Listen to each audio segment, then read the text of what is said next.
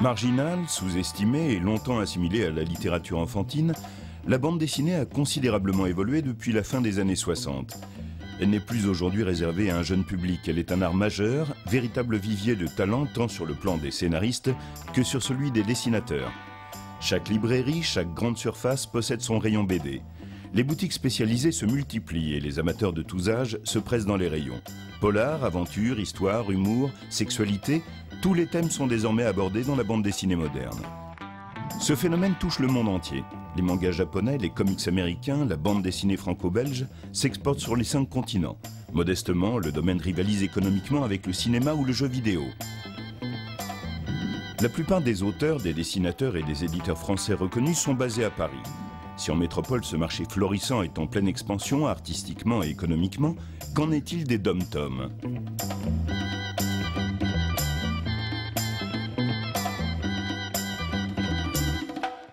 Dans un 9e art francophone qui offre de belles surprises et opportunités, les auteurs antillais et guyanais se font remarquer par leur discrétion et les maisons d'édition par leur faible intérêt pour la bande dessinée. Manque de curiosité du public métropolitain et frilosité des grandes maisons d'édition françaises, publier un sujet purement local relève souvent du parcours du combattant pour les auteurs ultramarins. Cet état de fait n'a pas découragé Bruno et Thomas de se lancer dans la réalisation d'une BD ayant pour décor la Guyane, La Vie Moon, l'histoire du retour d'un enfant du pays qui replonge une famille dans son passé. Les deux auteurs en sont au début de leur travail, tant sur le plan créatif que dans leur démarche auprès des éditeurs. Afin de s'imprégner du lieu, Bruno, le scénariste, guide Thomas, le dessinateur, à la découverte de sa terre natale. Grâce à ce repérage, Thomas pourra enrichir et retravailler les premiers dessins et croquis déjà réalisés à Paris.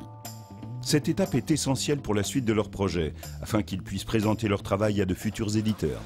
Ça a changé beaucoup, tu trouves, déjà, par rapport à... Non, pas trop, mais ça change, quoi, ça change.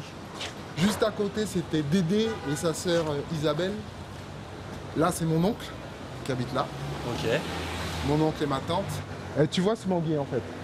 J'aimerais bien que tu le... Il y en a plusieurs, là, non? Il y en a un seul. Ça fait un manguier, là? Un manguier. Et tu vois comment il se décale? C'est comment il fait. Et ce qui m'intéresse, en fait, c'est l'architecture et l'arbre. Comment ça s'agence, tout ça? On bosse dans la même école. Il est prof de sport, moi je suis animateur, donc voilà, on s'est croisés comme ça au fur et à mesure, mais je ne savais pas qui dessinait. Et lui, je pense qu'il ne savait pas non plus que je faisais de la BD. Un midi, il est tombé sur un de mes dessins. Je me souviens que j'avais envoyé à la Gardienne. C'est vraiment une anecdote un peu pourrie, mais c'est ça. Et elle l'avait affiché comme ça, il est tombé dessus. Et je le vois venir. Tu dessines? Bah oui, je dessine un peu et tout. Bah j'ai une BD moi et tout. Et c'est parti comme ça. Et puis là, c'est la maison de ma grand-mère. Ok. La rouge et jaune, là. D'accord. Et donc, ce sera la maison de Larsen. Mais resituée à Soatipa. Ok. Donc, un peu plus délabrée. Bien sûr, parce que celle-là, c'est celle-là qui va vendre. Elle est trop en fait. nickel. Ouais, voilà. On va la croquer surtout, là, attends. Il y a un scénario qui est écrit, que j'ai écrit, que je lui ai donné, et puis je lui ai dit à partir de là, c'est à toi de voir. Comment toi, je voulais surtout qu'il pose son univers, son imaginaire à partir du scénario que j'ai écrit.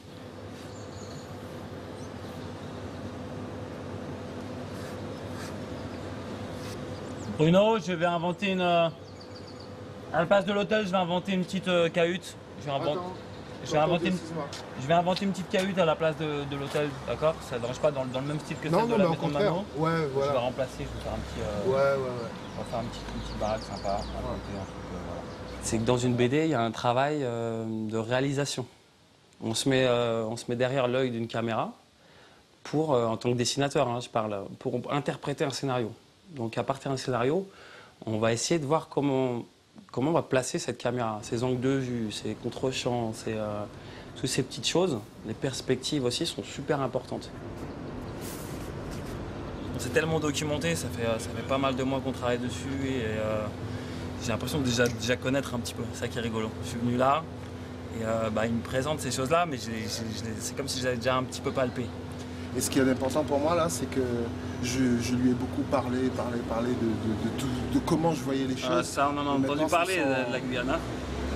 Maintenant, c'est son regard qui est important.